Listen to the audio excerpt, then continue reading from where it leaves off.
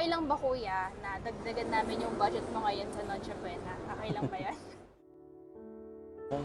Kahit paano, kumikita naman.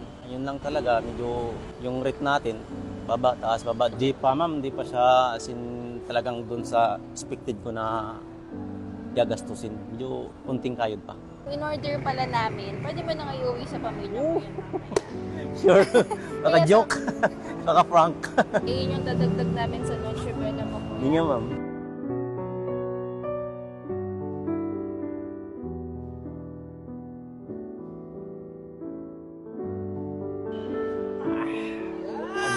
Mabigat. Salamat po sa Good Time. Kusang dumating sa akin. Yan, andito na akin na to. Sa ngayon, hindi na pagkaya ng dala ko si Good Time na.